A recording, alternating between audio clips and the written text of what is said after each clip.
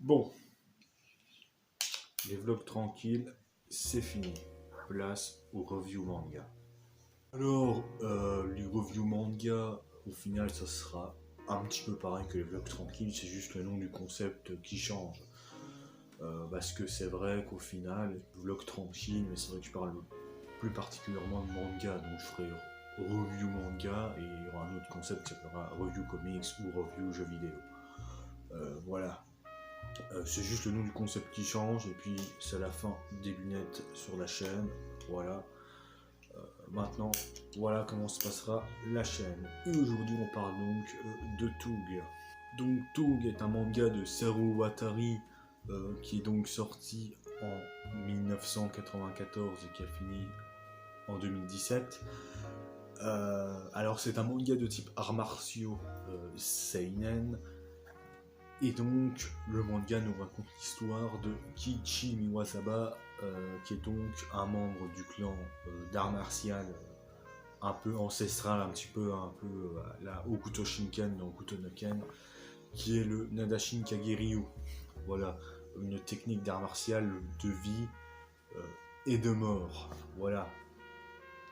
Et donc, l'objectif du héros, déjà, c'est de devenir le successeur du clan Nadashin Kagiryu et aussi de devenir le combattant le plus puissant du monde.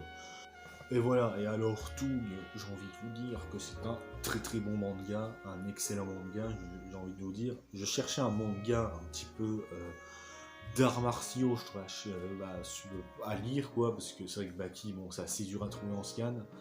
Donc je cherchais un manga à peu près de ce style, vous voyez, et je suis tombé sur Tug. Voilà, donc j'ai commencé à lire le manga que j'ai bien aimé dans les premiers tomes, j'aimais même beaucoup, hein, il y avait beaucoup de combats de stratégie, et plus les tomes avançaient, plus ça montait en puissance, et plus je me suis pris une claque en fait. Et une claque parce que le manga est juste excellent, que ce soit dans son scénario, dans son développement de personnage, ou même dans ses dessins. Le développement de personnage, parce que tous les adversaires que Kiichi va combattre, ou une raison de se battre qu'on va apprendre au cours du combat, et souvent ça sera une histoire très bien racontée et intéressante, ce qui fait qu'on va s'attacher au personnage. Bon, ça c'est assez classique dans le manga, mais dans Tug c'est super bien développé et ça aborde des thèmes quand même assez sombres. Et comment dire, les combats aussi dans Tug, je parlais du développement des personnages dans les combats de Tug, mais il faut aussi que je parle des combats en lui-même. Les combats dans Tug sont assez palpitants avec quand même un énorme suspense.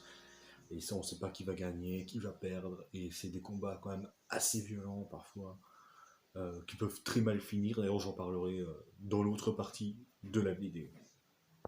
Parce que là, c'est là que le manga devient original, je trouve. C'est à la fin du manga, je ne veux pas trop spoiler, mais il y a un énorme tournoi. Et ce tournoi-là ne se termine pas comme dans les mangas classiques, quoi. Ça se termine vraiment d'une façon assez sombre. Et c'est ce dénouement-là qui va rendre le manga quand même encore plus brillant, je trouve, dans son écriture. C'est pour ça qu'il faut lire Tug, parce que Tug c'est un excellent manga, même peut-être la meilleure découverte manga pour moi de cette année 2021, parce que c'est un très bon manga, avec de très bons combats, de très bons personnages, un très bon scénario, donc je vous le conseille. Et je parlerai de la suite Free Fight New Tug une prochaine fois, parce que je viens de le commencer, et c'est une très bonne suite aussi, donc j'en parlerai.